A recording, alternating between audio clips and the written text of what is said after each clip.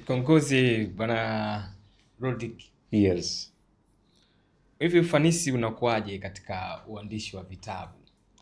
Watu nazingatia nini sana ili uweze kuandika kitabu? Kwa kuwa hapa nina moja kitabu ambacho tutaka tuchukue vitu vile vitatu hapa. Ndio. Kwa wewe ni mtaalamu wa masuala ya kibiashara. Kwanza nataka nifahamu. Ndio. Watu wanazingatia nini hasa katika uandishi wa vitabu? Ikiwa hiki ni kitabu kinachohusiana na masuala ya mitaji, jinsi gani tunaweza kusimamia fedha zao na kutoka hapa fedha ikawapeleka kule. Ndio. Biashara pia kwa ujumla inazingatia vitu gani katika uandishi wa vitabu? Kabla kuja kuchambua kitabu hiki na tuone vinono vilivyoweza kuandaliwa ndani. Sawa. Kuna pande mbili. Kuna wale ambao ni waandishi, alafu kuna wasomaji. Mara nyingi kwenye uandishi mimi nawaambiaga kwamba kabla kuandika kitabu kuwa na vitu vitatu. Cha kwanza kuwa na taarifa au maarifa ambayo umeyasoma sehemu, utayaweka kwenye kitabu. Labda unazungumzia mitaji, kuna sehemu umesoma kuhusu mitaji, unakuja unaleta zile takwimu, unaziweka mle. Lakini cha pili, kuwa na maarifa au taarifa zinatokana na experience yako wewe mwenyewe. Ulipopita kwenye mitaji, umeishije, yani umetumiaje mitaji, umepataje mitaji. Kwa hiyo experience yako hiyo ichukue, iweke kwenye kitabu. Lakini cha tatu, experience za watu wengine. Unamjua fulani amewahi kupata mtaji labda kupitia vikoba au kupitia mkopo au akiba yake, chukua story yake iweke mle ndani. Kwa hiyo angalau kitabu kinakuwa kimeshiba. Kwa upande wa wasomaji mara nyingi ili waone kwamba hiki kitabu ni kizuri, wao wanaangalia vitu ambavyo hata wakati mwingine sisi hatuvizingatii sana. Unakuta anaangalia ukubwa wa kitabu, kama ana tabia ya kusoma. Kuna watu wanapenda ukubwa, vitabu vikubwa, kuna wengine vidogo, wengine rangi ya cover, zile karatasi, aina ya karatasi, lakini wengi wanazingatia title. Title ndio inawapelekea wao, title ndio inawavuta. Kwa hiyo mfano kama hiyo mimi naweza nikasema kama vile Mungu ndo alinipa hiyo title, ilikuja mtaji na imeshine mtaji na kiu na kilio cha watu wengi sana katika swala zima la mtaji. Na nimesikia ili mtu aweze kuandika kitabu at least yawe ipo labda above 40 hivi. Hii inahusiana nini na? Yaani haina uhusiano kabisa. Na tena watu wengi wanaogopa kuandika vitabu kwa sababu anasema mimi sijafika umri fulani, sijafika mafanikio fulani, sijafanya vitu fulani, anaogopa. Lakini kitabu mtu yoyote, hata mtoto anaweza kaandika kitabu chake. Mimi na watoto ambao nimewasimamia kwenye vitabu, mtoto wa miaka 9, miaka 7 wameandika vitabu. Vyao. Kwa hiyo kuandika kitabu unaweza kaandika, cha msingi tu kwamba kinahusu nini na kile ulichokiweka ndani umezingatia angalau hivyo vitu, maarifa yako, experience yako na experience za watu wengine. Yaani tusione tu kitabu kwamba ni hamasa tu. Kwamba umechukua hata experience ya Samson umeiweka mle ndani. Yaani ile uhalisia.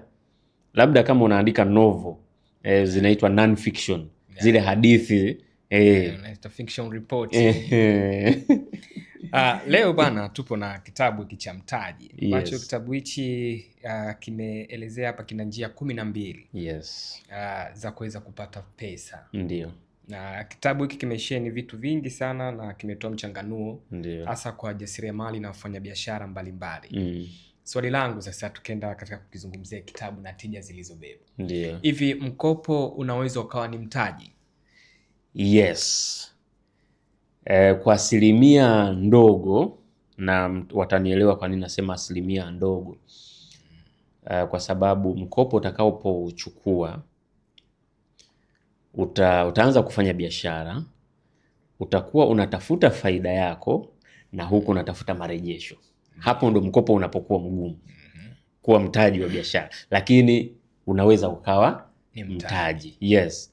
Na pia kuna mikopo ya aina nyingi. Kwa hiyo ni kuzingatia mkopo wa aina gani unaotaka wewe.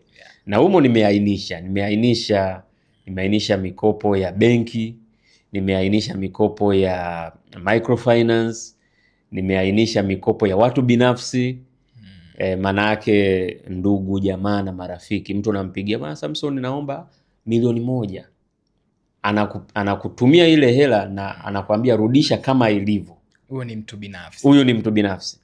Benki watakwambia kuna riba asilimia kadhaa, na microfinance na utakuwa urejeshe. Kwa mtu binafsi anaweza kuambia ukipata utanirejesha, au baada ya miezi kadhaa. Lakini benki watakwambia tukikupa leo, baada ya wiki 1 unaanza kuleta marejesho. Ndio.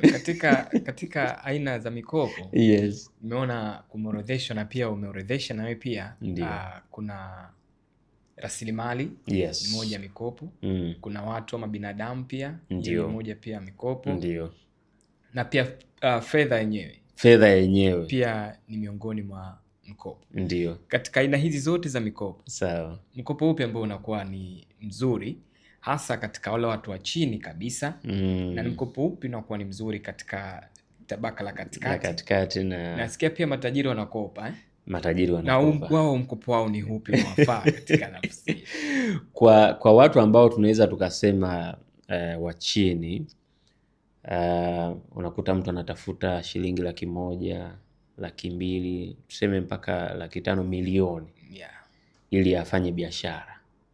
Kwa hiyo utajikuta kwamba mikopo ya ndugu, jamaa na marafiki, hiyo mimi naweza nikaishauri kwa wakati ule ukiwa unaanza. Kwa sababu gani? Hiyo mikopo ambayo hiyo ndio itakuwa ni ya watu wa chini. Watu wa chini.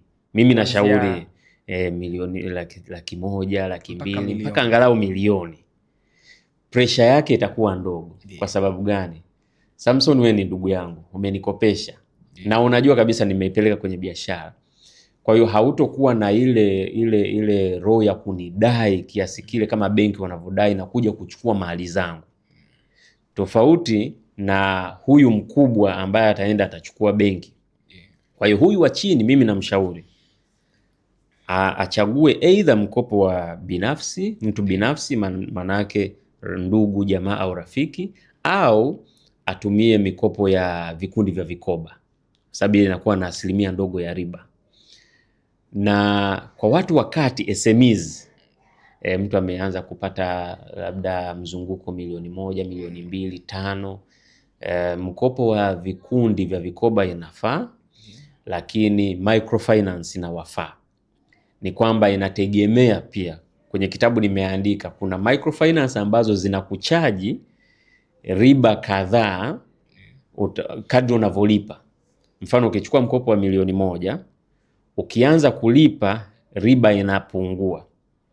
Lakini kuna nyingine ambazo kadri unavyolipa riba iko constant. Kwa hiyo lazima uangalie ipi ambapo kuna nafuu. Kwa watu wa juu, wafanya biashara wakubwa, hao mimi naweza nikawashauri waende microfinance, waende benki, na benki makubwa, kwa sababu huku chini kwenye vikoba, mtu binafsi kunakuwa na limit ya mkopo atakapokupa. Ukienda kwa mtu binafsi, labda kama anajiweza, ukamwambia mimi nataka bilioni 5, atakwambia hapana. Kwa hiyo lazima uende benki. Nimewahi kumsikia Mohamed Dewji alizungumza kwamba aliwahi kukopa. Lakini yani benki 3 ziliungana kumkopa. Benki 3. Kwa hiyo unaweza ukaona mzigo wa kiasi gani. Ukienda kwenye vikoba wanakuambia bwana, sio kweli. Labda unganishe vikoba. Unganishe vikoba labda vikundi 10, 20 ndio wakukopesha, kitu ambacho hakiwezekani. Rasilimali watu. Ndio. Rasilimali watu ni mtaji. Kabisa. Na rasilimali zenyewe pia ni mtaji. Yes. Kwa vijana ambao sasa hivi labda wanahangaika katika swala la mitaji. Katika hizi aina mbili. Ndio. Kabla hajapewa fedha. Yes. Ipi ambayo inakuwa kwake ina tija, ambayo inaweza kumsaidia kabla tujampa fedha? Rasilimali watu, ili uweze kupata mkopo kutoka kwa watu au mtaji kutoka kwa watu, lazima uwe mwaminifu. Kwa hiyo kuna vitu lazima uvijenge kabla hujaenda kuwafata watu. Kumfata ndugu, jamaa na rafiki kwamba naomba unikopeshe 100,000. kuna vitu ataangalia. Kwanza wewe ni mwaminifu, unamaanisha unachokifanya, upo committed kwenye biashara yako, itampa ule msukumo wa kutoa fedha yake na atakwambia irudishe kama ilivyo bila riba yoyote. Lakini kuna rasilimali ambazo tunazo sisi wenyewe tuzunguka. Kuna vijana unawakuta wanatembea na simu 2, unamshangaa na simu za gharama kabisa, simu za gharama alafu anakuambia anatafuta mtaji 500,000 au 300,000, wengine wanakuambia 300,000 tunaenda, lakini unamkuta ameshika Samsung S4, iPhone 16 Pro Max, yani bodaboda ameishika mkononi, lakini anakuambia anataka mtaji 300,000. Kwa hiyo hizi rasilimali watu wengine inaweza kaa sio simu, kuna wengine wana viwanja 3, 4, kuna wengine yani wana labda laptops, kuna vitu ambavyo wanavyo ni kwamba asset zao, kama ni asset kwa kipindi kile, akiuza hiyo 300,000 anaipata na 500,000 anaanza biashara na biashara italeta laptop nyingine, lakini anaikumbatia ile, hataki kuiuza. Na hili limekuwa ni changamoto sana. Yes. Vijana wanakosa sehemu pa kuanzia. Ndio. Na kuna kauli mbiu mbalimbali zimetolewa na miongozo mingine Ndiyo. ya kuhusu namna gani wanaweza wakapata mikopo. Sawa. Ama wapi waende ili waweze kwenda kuchukua mikopo. Yes. Mwitikio mdogo unakuwepo, lakini haupo mkubwa wa moja kwa moja. Yes. Kwa sababu tunaona hizi taarifa zinatolewa, lakini bado vijana wanazidi kulalamika hawapati mikopo na hawawezi kuendesha shughuli zao kwa sababu wao labda sijui waaminiki, sijui vipi. Na katika swala la imani la uaminifu ndio lolozo kulizungumzia, tukiacha rasilimali kama mtu ana mali zake kama hivyo viwanja na hizo simu na laptop, na tukiacha yeye mwenyewe kupitia labda talenta yake ama kitu ambacho wanacho. Tumeona vijana bado wakiwa na struggle sana katika hili eneo. Ikiwa humu nimeona mbinu mbalimbali zimezungumzwa. Ikiwepo pia kuna hiyo mikopo, hivyo vikundi vikoba, na vitu vingine kama hivyo. Na pia vijana sasa hivi katika labda bodaboda wanakuwa na vikundi vyao wenyewe vya mikopo. Wanakopeshana wenyewe kwa wenyewe na pia wanatengeneza mifuko yao wenyewe kwa wenyewe. Ndio. Unadhani kipi ambacho kinakuwa ni tofauti mpaka idadi kubwa haipo huko katika masuala hayo, na kubwa imebaki tu kulalamika na kutokuziona hizo fursa? Na changamoto gani hapa? Changamoto ambayo nimeiona kwenye vikundi vingi ambavyo nimefundisha na hata vijana wengi ambao nimekutana nao, changamoto ya kwanza ni kule kuaminiana. Kwa sababu vijana wengi, mikopo ya vijana especially mikopo ya halmashauri, wanakuambia kwamba mtengeneze kikundi cha watu 5 ambao mnafahamiana na mnaishi pamoja. Sio kwamba wewe unaishi Tegeta, mwingine anaishi Ubungo, mwingine sijui Kibaha, au unampigia ndugu yako mkoani ajaze tu nafasi. Haiwezekani. Yaani hiyo walishaifuta hiyo. Lazima muishi sehemu moja. Sasa kukutana na vijana 5 ambao wanaishi sehemu moja, labda wilaya moja, kata moja, alafu wanaaminiana na wako tayari kuchukua mkopo wafanye biashara moja, ni changamoto kubwa sana. Changamoto inaanzia hapo, kwanza kupeana majukumu. Inaanzia hapo. Kwa hiyo unajikuta mara nyingi ukikuta vijana wanafanya kazi pamoja, unakuta huyu yuko kule, wameenda labda wamekutana kwenye semina mbalimbali, alafu ile chemistry katengenezwa. Lakini kuwapata ambao wanaishi pamoja sehemu moja, ndio maana mikopo ya halmashauri imekuwa ngumu sana. Fedha zinaletwa, zinarudishwa. Fedha zinaletwa, zinarudishwa. Vijana hawajachukua hela kwa sababu ya vigezo kama hivi. Kwa hiyo cha kwanza labda cha kuwaambia vijana ni kwanza kutengeneza sawa utaratibu, kwamba tafuta watu wako, vijana wenzako hata 5, mfahamiane, muweke malengo yenu pamoja, alafu mtengeneze kikundi, mkisajili, mwende mkachukue mikopo. Na changamoto nyingine pia ni kuna vijana wengine wanataka haraka. Kwa hiyo kati ya wale 5, 3 wao wanataka matokeo ya haraka katika wale watano. Kwa hiyo hawa wawili wanajikuta yani wanashindwa kuendana na spidi ya wale, kwa sababu wale wamezidiwa. Wale watatu yani wao wanataka tukichukua tu yani au na changamoto nyingine kujipongeza mapema kwamba tumechukua mkopo wa milioni 50 bwana, wewe kwenye milioni 50 kila mmoja apate milioni moja ya wanasema ya kufanyaje, kujipongeza. Achana kujipongeza kwa kupooza kwa au kufanyaje, wanasema kuna neno fulani sasa ile ndo mbaya kweli, ile ni mbaya. Yaani wanataka wajipongeze mapema kabla hata wajaanza kuvuna kile ambacho wamekipanda. Na vijana wengi ndo walivyo. Yaani akianza kupata hela kidogo, utakuta yani anatanua, anatoka katika bajeti yake. Anatoka kwenye bajeti yake, ana matumizi mengi sana, unaona? Hiyo ni changamoto kubwa sana. Hawataki kusubiri. Mimi kuna vijana ambao nimekutana nao, ukimuona huwezi kuamini kwamba ana mtaji wa kiasi kile. Anavaa t-shirt labda ya kampuni yake. Hana makuu, lakini kwenye akaunti yake ana mzigo wa kutosha. Lakini kuna mwingine, yani mtaji wake ni mdogo, yani utamuona kila sehemu. Ile Man City yupo. Afanani kabisa. Kwa hiyo hapo katika hii mikopo ndio upo uthubutu pia. Yes. Uthubutu pia upo. Kama inakuwa kauli nani zinatolewa kama hizo na nafasi zipo, ndiyo, na hatuoni vijana kule kwa wingi. Yes. Na hata vijana wenyewe hawatengenezi mikakati mizuri ya kuaminika kupewa. Katika swala la uthubutu, mimi nadhani pia limekuwa ni dogo sana. Yani, na hata hivyo vikundi vikiwekwa, yes, idadi kubwa wanaoenda kupendelea sana kuomba ni wamama na wadada. Sasa ndio unapoona pale kwamba wadada mara nyingi wao wana utaratibu wa kushikana. Ndivyo. Pamoja na umbea wao. Lakini ikifika swala la maendeleo wanashikana, na wao wana matatizo yao. Ndio. Lakini wametuzidi kwenye eneo hilo. Ndio.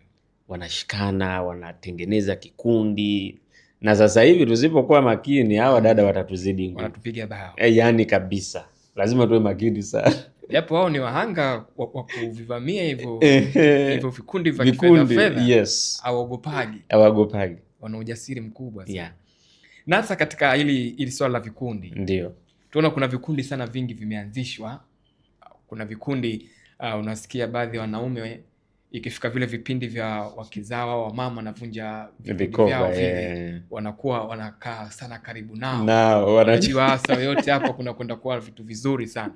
Na katika moja ya kitu ambacho kilichopata kuzungumzwa katika kitabu hiki cha Mtaji, ndio ni umezungumza kuhusiana na swala la vikundi, yes, ama vikoba vunja pamoja na vikoba endelevu. Ndio. Sijajua uliwaza nini kabla ya kuweza kuandikia hichi kitu. Sawa. Na ikiwa hii ni moja ya changamoto ambayo tunaiona sana. Yes. Na pia katika taratibu za vikundi nilivyopata kufuatilia, naona kuna vikundi kweli wenyewe wanasema kikundi chetu katika mwaka kimekata. Lakini pia kuna wengine unamuuliza sababu bado mpaka leo sijachukua la kikundi. Mbona kama huu ni mwaka na tangu nisikie hujachukua la kikundi. Hela inaendelea, wanaendelea kuweka hisa. Na vipi sasa katika hivi vikundi vunja vikoba vunja na vikoba endelevu? Tuanze na vikoba vunja. Yeah. Vikoba vunja actually vikoba kwa wale ambao inawezekana wanaisikia kwa mara ya kwanza, vikoba maana yake ni Village Community Bank. Village Community Bank. Kwa hiyo nazungumzia sana mambo ya chini, ya chini. Actually ilitoka India. Yaani hiyo philosophy imetoka India. Na kuna mama mmoja nilipata nafasi ya kukutana naye, anaitwa Mama Devota Likokola. Alienda India akakutana na wale waanzilishi wa mfumo huo kule India. Na yeye akauleta hapa Tanzania. Kwa hiyo kule walikuwa wanafanya hiyo vijijini. Ndio maana ilikuwa inaitwa Village Community Bank. Kwa hiyo alivyoileta huku hata mjini kaanza kutumika. Sasa changamoto iliyokuwepo ni kwamba vikoba vunja ndio vilianza. watu wanaweka hisa, wanachangishana na nini, alafu mwisho wa mwaka tunagawana, inavunjwa, yani kila mmoja anapata cha kwake. Kwa hiyo kama kila mwezi ulikuwa unaweka 100,000, maana yake kwa mwaka utakuwa umeweka 1,200,000 na 200,000. Kwa hiyo kila mmoja atapata cha kwake, mtaenda mtazitumia, alafu mwaka unaofuata mnaanza tena upya. Hiyo ndio vikoba vunja vunja. Kwa hiyo kila mwaka nyie mnaanza upya. Then hiyo sasa ya Village Community Bank ilivyokuja vikoba endelevu, wao wakaleta mfumo tofauti kwamba tunaweka hisa, mwisho wa mwaka tunagawana faida, kwa sababu kwenye vikundi vya vikoba endelevu wao wanafanya mpaka biashara. Kwa hiyo zile biashara zinaleta faida. Ukichelewa kwenye kikao wanakupiga faini, inaweka kwenye kapu la faida. Mkimleta mgeni akatoa labda takrima au zawadi, inaingizwa kwenye kapu la faida. Kwa hiyo mwisho wa mwaka mnakusanya faida zinazotoka kwenye miradi, zinazotoka na labda marafiki waliowatembelea, alafu wanachama wanagawana zile faida. Lakini hisa zinabaki vile vile, ziendelee kukua na kujizalisha. Mpaka wewe utakaposema kwamba mimi naondoka kwenye kikundi, ndo wanakugaia sasa hisa zako, unaondoka. Wenzako wanaendelea na safari. Kwa hiyo ukiangalia hii aina mbili ni kama vile vunja vunja, ni kama vile umezaa mtoto, amefika mwaka wa kwanza umemuua, unazaa mwingine na ikafika mwaka unaua. Lakini endelevu ni kwamba ikifika mwaka hauchukui zile hisa, unaendeleza zile hisa. Mwaka unaofuata unaendeleza. Maana yake tukisema mtu mmoja akitumia mbinu ya vunja vunja na mwingine akitumia mbinu ya endelevu, huyu wa endelevu anaweza akapata maendeleo makubwa zaidi kuliko huyu. Kwa sababu hata kwenye vikundi vyote viwili, vunja vunja mikopo yao ni midogo, kwa sababu wanajua mwisho wa mwaka tunavunja. Ana uhakika. Hawana mikopo ya zaidi ya mwaka. Watakupa mikopo ya miezi 3, miezi 6. Huku kwenye vikoba endelevu wana mikopo mpaka ya miaka 2, miaka 3, kwa sababu wanajua watakuwa na wewe baada ya mwaka 1 na 2 na 3. Kwa hiyo hawa ambao wapo katika vikoba vunja vunja, ndio kwa faida yake labda ni kutatua jambo katika time low. Lakini kimaendeleo ni kidogo sana. Ni kidogo sana. Kwa sababu wao hata wakikopeshana, mwisho wa mwaka lazima hela zote zilizokopwa zirudi ili waweze kuvunja. Kila mmoja apate cha kwake. Yes. Ili angalie sasa nani atakayekubali tena kuendelea. Atakayekubali kuendelea wanaanza tena upya. Yeah. Hapo mwanzo kuwepo kuna mfumo ule wa vibubu. Yes. Vibubu, na pia kuna vikundi vingine hivi labda kuna pia michezo hii wanaitwa upatu. Upatu. Hata upatu nimeuzungumza kwenye vitabu. Ni kwamba sasa hivi upatu BOT imetoa ushauri kwamba usicheze upatu kama hujasajili.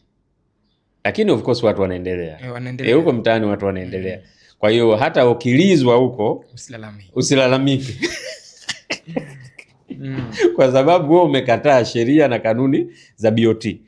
Kwa hiyo ukipigwa huko kwenye upatu, wakala hela zako na nini, ukienda polisi wanakuambia umesajili? Hapana, hatujasajili. Halmashauri najua, mjumbe anajua kikundi chenu, mwenyekiti wa mtaa anajua, hajui. Basi malizane huko. Kumbe hivi vikundi vya upatu na hivi vikoba, yes, vinasajiliwa. Tena sasa hivi vimeanza kuitwa huduma ndogo ndogo za fedha. Hivi je, vimekuwa vingi sana. Vingi sana, kama hivi vikundi vya kutoa mikopo navyo pia vimekuwa vingi sana. Yes. Kuna swala hili la mtu kukopa. Ndio. Atakapokukopa zile fedha anashindwa kuzirejesha zile fedha kwa kipindi ambacho wao walikubaliana. Na baada ya pale huyu aliyeshindwa kurejesha zile fedha katika kile kipindi cha kubaliana anajikuta akiingia katika matatizo ya wao pia waliweza kukubaliana. Na hii imekuwa ni matukio ambayo tunasikia mara kwa mara. Na vikundi vinavyofanya hivi vimesajiliwa. Je, ili swala lipo sahihi? Kwa nini nasema hivyo? Ipo tija ya kutoa elimu kwa huyu anayekopeshwa kabla hujakompesha katika hujakopa, kwa sababu kuna vingine vinatokea tunaona kabisa, ukipima unaona laiti huyu angeambiwa kabla asingefanya hivi kweli. Na unajiuliza mpaka amefika pale kwenye kukopa, ina maana alipata taarifa. Je, unajiuliza tena, hizi taarifa alizipata sahihi au alizipata taarifa kwa sababu ya shoga yake, rafiki yake, ndugu yake amefanya hicho kitu?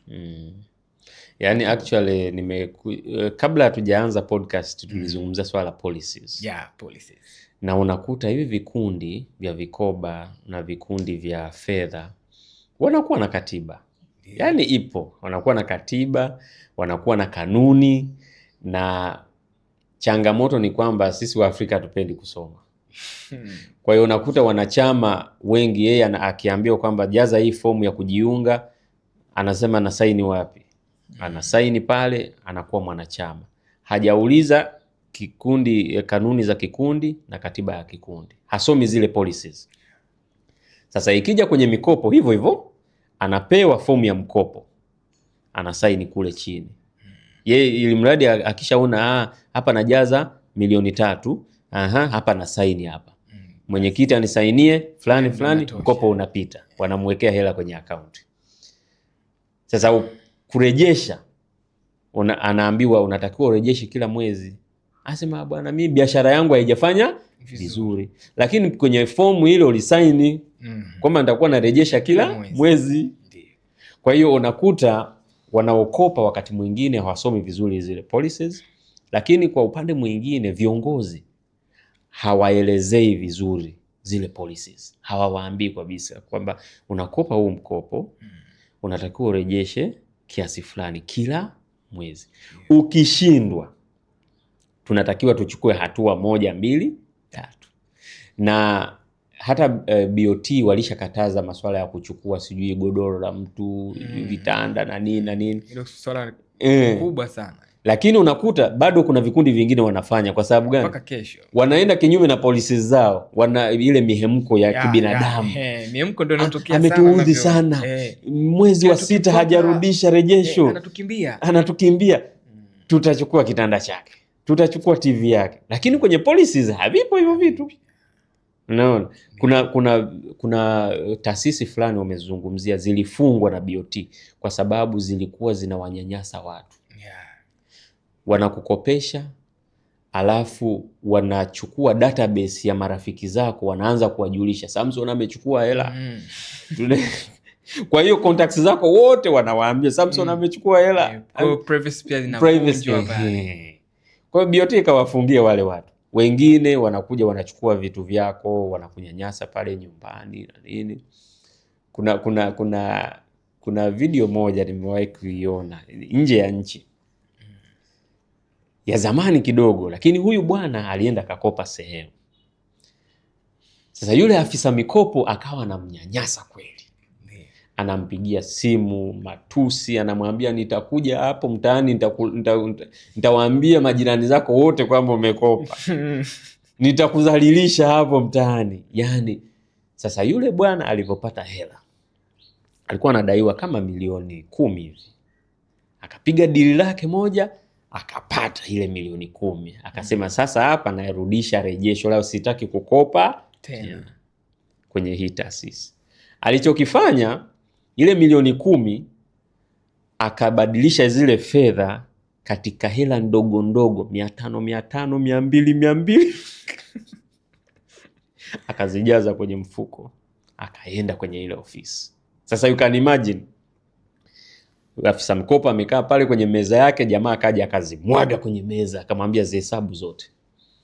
Kama imepungua hata shilingi 100, njoo nifuate nyumbani kwangu. Yule bwana anasema kile kitendo nilifurahi sana kwa sababu huyu jamaa amenitesa. Kwa hiyo afisa mkopo akabaki pale sasa kuhesabu moja 200, 100 mpaka ifike milioni 10. Sasa mantiki ya hiyo story ni nini? Ni kwamba kwa hiyo wewe unayekopa, soma policies. Ujue kabisa kwamba mimi nimekopa milioni kadhaa, natakiwa nirejeshe kiasi fulani kila baada ya wiki au kila baada ya mwezi. Ndio. Lakini na wewe anayekopesha, waelezee policies. Mwambie uko tayari kulipa kiasi hiki kila mwezi. Akisema ndio, basi saini hapa. Ana saini. Kweli. Kwa hiyo tukiacha na masuala ya mitaji. Yes. Mitaji na hii masuala ya vikundi hivi ndio vinavyovunjwa vingine vinavyoweza kuendelea. Yes. Lipi sasa ambalo sasa litakuwa ni suluhisho ama njia nzuri na sahihi katika swala zima la mikopo na kwa jinsi gani watu wanaweza wakaweza wenyewe kuhifadhi pesa ziweze kuwafikisha sehemu ambayo hile wao wanahisi hapa sasa inatosha. Mimi nimekuja kugundua kwa muda mrefu kwamba mtaji salama kuliko yote ni ule ambao una pressure ndogo kwako. Na hata kwenye kitabu nimeandika akiba yako, mimi naweza nikasema ndo mtaji salama kuliko yote. Mtaji mzuri kuliko yote. Kwa sababu wewe umetunza, labda kila mwezi unatunza shilingi 100,000. Kwa mwaka utakuwa umetunza 1,200,000. Mwaka unaofuata unaanza biashara kwa akiba yako mwenyewe.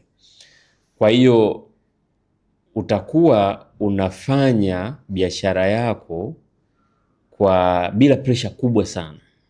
Lakini ukichukua mkopo wa microfinance, wa benki, hata wa vikoba, una asilimia ndogo ya riba, bado utakuwa unatafuta faida na rejesho, na utafute pia na hela ya kujikimu.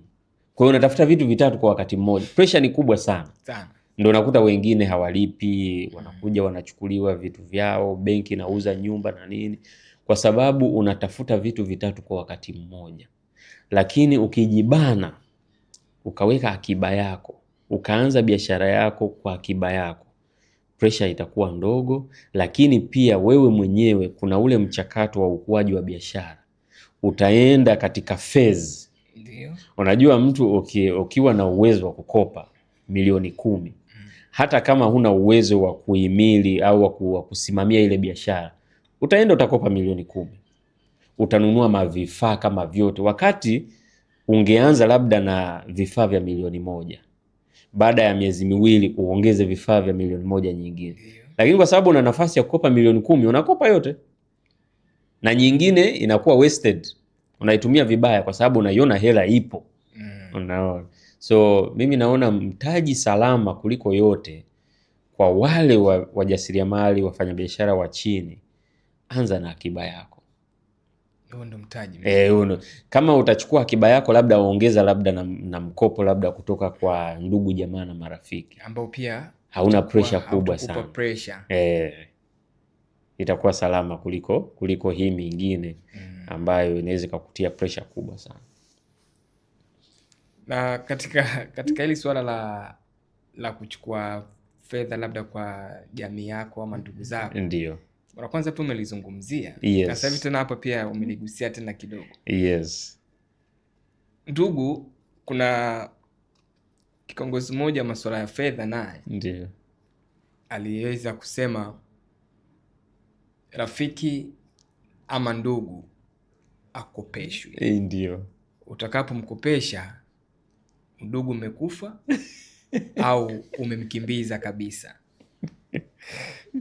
Na hii inakuwa ni vipi? Kwa sababu ukija hata kiuhalisia utakuta ndugu katika ndugu wenu mmoja ana kipato au wawili watatu ana fedha. Lakini katika swala la kuwapa nyie mitaji inakuwa ni changamoto kubwa sana. hawatoi. Na wengine wanasema niletee mchakato. Nitakupatia. Hii imekaaje?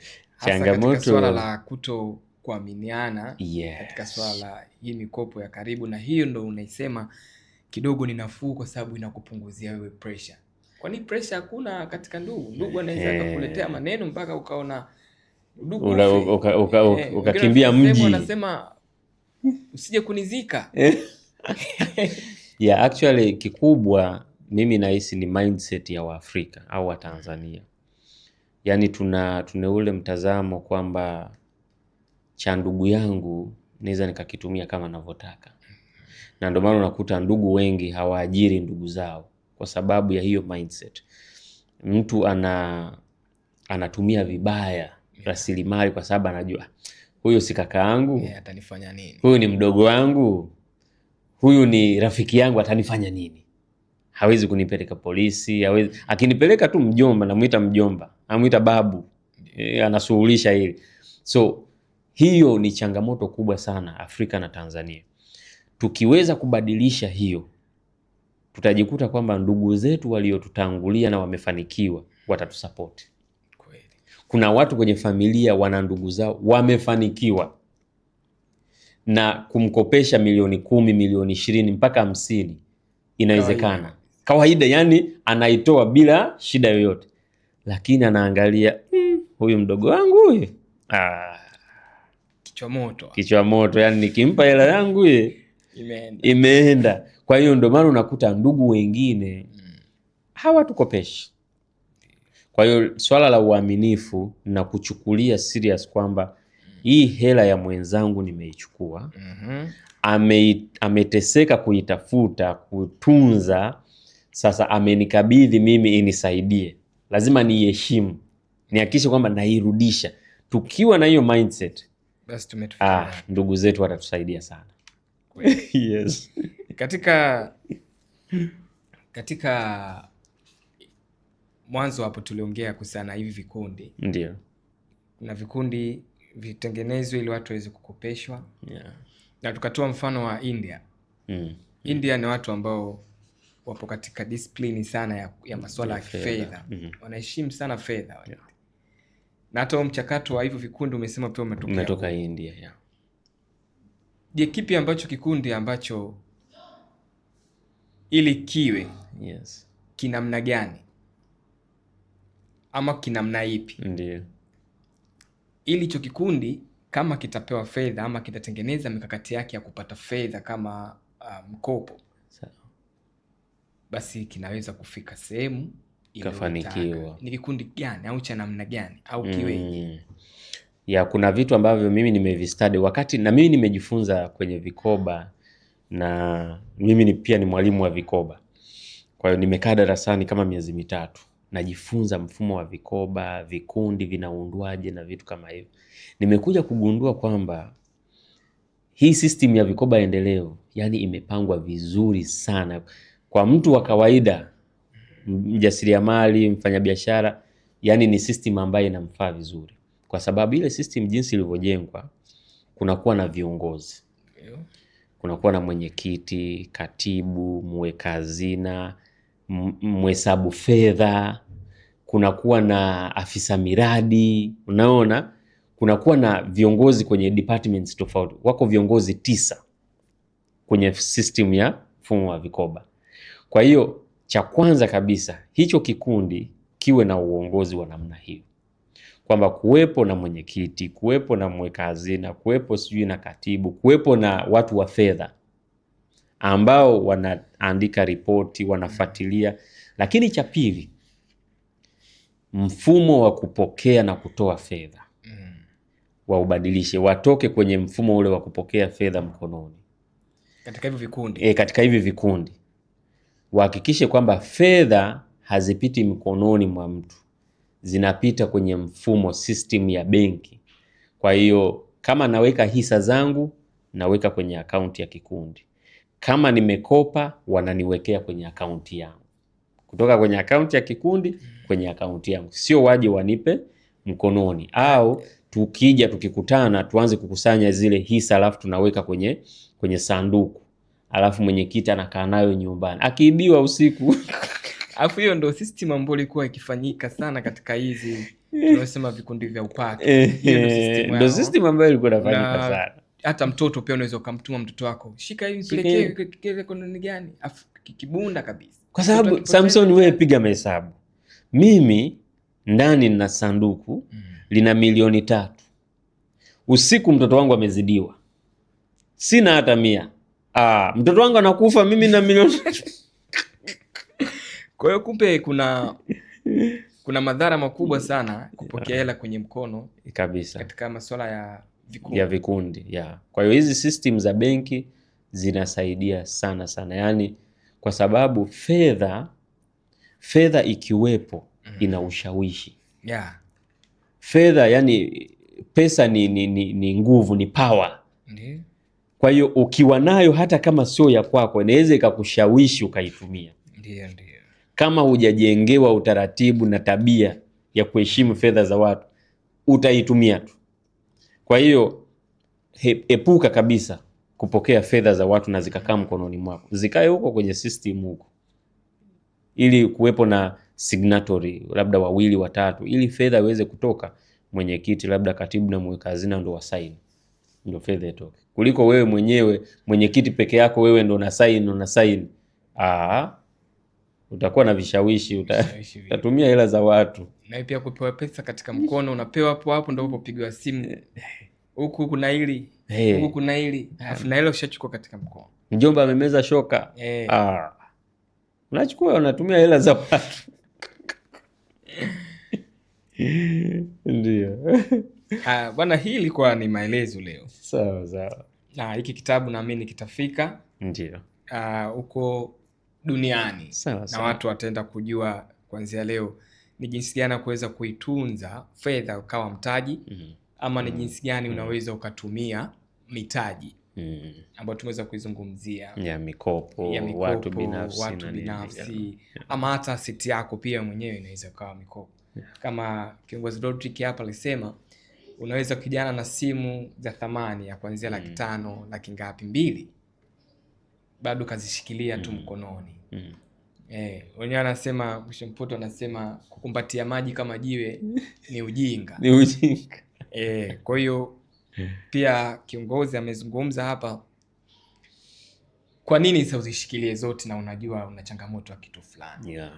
Kwa hiyo hayo yote majibu yake yapo katika kitabu hiki cha Mtaji ambacho kimeandikwa na kiongozi ama mtu wa masuala ya fedha na biashara Rodrick Nabe, na mimi nitaenda kupata nakala yako kuanza kuzijua njia 12 za kwa jinsi gani unaweza ukajikwamua katika masuala ya kifedha, kibiashara na hata uchumi wako ukawa mzuri.